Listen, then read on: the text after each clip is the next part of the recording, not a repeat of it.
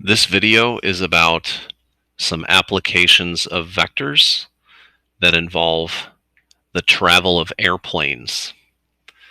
Problem 1, a plane is traveling in a southeasterly direction at 600 miles an hour and a 40-mile-an-hour wind is blowing from the southwest. Find the actual speed and direction of the plane. So as you can see, I've already graphed this. We have a 600 mile per hour vector going perfectly southeast, so that would be at a 315-degree angle. And then we have this 40-mile-an-hour wind blowing from the southwest, which means it's blowing to the northeast. So that is a 45-degree angle. So we have these two vectors. Then what we're going to do is add the vectors to get the actual trajectory of the plane. So we add them. 600 times cosine of 315 would be 300 root 2, and 40 cosine 45 is 20 root 2. Likewise, the sine of 315 is negative 300 root 2, and sine of 45 is 20 root 2 when you multiply them to 640 respectively. So then, after we add those things together, we get 320 root 2, comma, negative 280 root 2 as the actual vector. So now we need to find the speed. And so the speed is taking the Pythagorean theorem of this vector. So we get 601.332.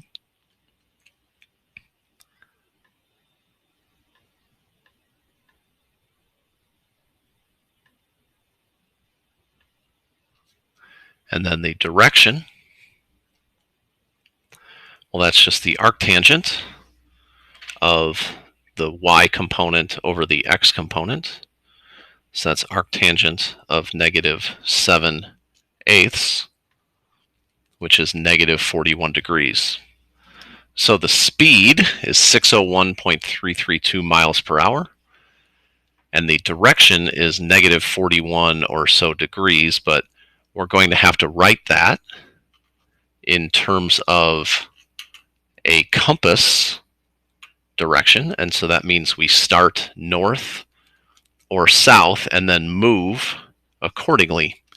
So notice that this green arrow is to the south, and we can tell that because we have a negative 41-degree angle, so it's more to the south than the north. So then what we need to do is figure out how far this is from due south toward the east. And so if this angle is about 41 degrees, we could do, we could understand that this angle is going to be about 48.9 degrees, 48.8 degrees, somewhere around there. And so it's south, but it's 48-ish degrees toward the east. And so you can figure this number out by doing 90 minus 41.186 to figure out how far it is going to the east. And that's a compass direction. Problem 2, a helicopter pilot needs to travel to an airport 24 miles away. She flies to an actual bearing of north 17.23 degrees east with an airspeed of 100 miles an hour. There's a wind blowing directly east at 20 miles an hour. Determine the compass heading that the pilot needs to reach her destination and how long will it take her to get to the destination. So a couple things about this problem that aren't immediately obvious. So if there's an actual bearing of 17.23 degrees north and then east of north, that means this angle that is drawn in orange is 17.23 degrees. So when it's the actual bearing, that is referring to the actual flight of the helicopter. However, airspeed is referring to how much the helicopter is going in the direction that it's facing, not including the wind. So that 100 is actually going in this direction. So if I write out the three vectors, I have a 100 miles per hour, but then I have an angle that is unknown. I don't know this compass heading. That's what we're trying to find in part A. I do know the actual direction that the plane goes, but I don't know the direction that the pilot is flying the plane at and then getting pushed in the actual direction. But I don't know the magnitude of the actual vector. So I don't know the green magnitude and I don't know the red angle. So that makes it difficult to compute. So the easiest way to do this is using the law of sines. And so I'm going to redraw this picture with angles everywhere, and then we're going to use a little geometry. So what I'm going to do is, since I know that if this orange angle here is 17.23 degrees, that means its angle with the x-axis or with due east is going to be 72.77 degrees. And then I can use the fact that if I have parallel lines, and since this axis is parallel with the 20 mile an hour wind vector, parallel lines have alternate interior angles congruent. So this angle up here is also 72.77 degrees. So then I can use the law of sines to find this angle theta, or I'm sorry, alpha. I just called it alpha. So what I can do is I can say the sine of 72.77 over 100 equals the sine of alpha over 20. Use the law of sines to find this. So that angle is 11.013. And then if I want to find the actual compass heading, I can subtract the orange angle minus whatever alpha is. So 17.23 minus this triangle's angle gives me north 6.217 degrees east. So that gives me the compass heading. So that would be the answer to part A. Then for part B, I want to find the actual ground speed in order to determine the time. So if this angle was 6.217 degrees with the north, then the remaining angle with the east is 83.783 degrees. So I can now rewrite what I had up here with the 100 cosine theta sine theta and 20 cosine 0 sine 0. I can rewrite that with an angle that I actually know and then add these vectors together. So now all I have to do is just add the vectors together and I get the green vectors directional coordinates x and y. And then I can just confirm that that goes at 72.77 degrees by using the arctangent, because that was what I was supposed to have, right? When I figured out 72.77 degrees by doing 90 minus 17.23. So if I do the arctangent of what results, then I know that I'm right because I get the correct angle. And then all I have to do is find the magnitude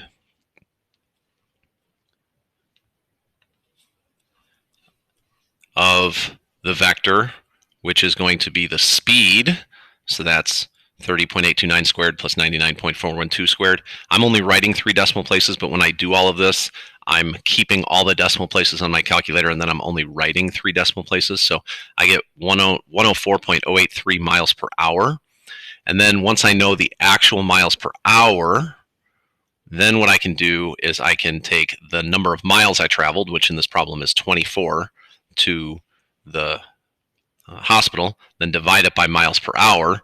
So if I do miles divided by miles per hour, I end up with hours. So I end up with 0.21 or 231 hours, or 13.835 minutes. A jumbo jet maintains an airspeed of 550 miles an hour in a southwesterly direction. The velocity of the jet stream is 80 miles an hour from the west, so that means it's moving due east. Find the actual speed and direction of the aircraft. So this is very much like problem 1. We find the red trajectory of the plane, then it gets pushed 80 miles an hour east. So then we add those together. We get cosine of 225 and sine of 225 are both negative root 2 over 2. So we end up with negative 275 root 2 for both the x and y components of the red one. And so it's 80 minus 275 root 2, comma, negative 275 root 2. So what I'm going to do is I'm going to use a calculator to get the actual speed and direction. So the speed is the Pythagorean theorem situation, and then the direction we can use arctangent. So we type these in, we get 496.663 is my speed, and that's in miles per hour. And then since my angle is 231 degrees, that looks like this, then that means I want to find this angle, because that's going to tell me how far west of south I am. So if I would do that, I would probably take 270 minus this 231.540, and then that will give me the direction in terms of a compass. So I'm heading south, but 38.46 degrees west of that. Finally, we have someone drawing a picture and taking a plane moving west at 600 miles an hour. So this is the plane, which we've been doing in red. And then the wind we've been doing in blue. So that's south 60 degrees to the east, so everything looks fine so far. So then the green is what we've been doing to model the correct answer. So it looks like everything's fine here. Then we look at the vectors. Then that's 100. The red one's 180 degrees, so this one looks good. But the wind, it seems like we have an issue with the wind, because the wind is 60 degrees from the south, not 60 degrees total. So if I were going to see the issue here, it would be with this 60 degrees. I would actually want to go with 330 degrees, because it's 60 degrees more this way than 270. So it's probably a 330 degree angle. So that's what would change. So then everything after that is going to be different. So then after I add this correct P and the correct W, I end up with this vector. And then I want to find the speed, which is going to be the magnitude. So I take the Pythagorean theorem of this red one. I get 574.215 miles an hour. And then I want to find the direction. I'll use the arctangent. And then I'm going to add 180, because this arctangent is actually going to be a positive number, right? But that would give me something in the first quadrant. And notice that this green arrow is moving into the third quadrant. So since this is in the third quadrant, I don't want 1 degree, so I need to add 180, and I get 181.497, which will give me a compass of south 88.503 degrees west, which makes sense based on the picture. It should look something like this for my angle. Now, one thing to note, the cosine of theta equals the dot product divided by the magnitude of the two vectors is something you could also use to find the angle that you're going. So you definitely could do that if you wanted to. I just tend to use the tangent one because in my brain it's easier, but you could use this cosine one. So what you could do is you could end up getting this vector and then dotting it with either 0, 1 or 0, -1, depending on whether it's going north or south. So in this case, since it's with the south, we would dot it with 0, -1, and then divide it by the magnitude of this, which was 574.215, times 1, because this is the unit vector. So we could have done that and then done the inverse cosine, gotten a numerical answer for theta, and then converted that into a south and an east, or a south and a west, depending on what the answer was.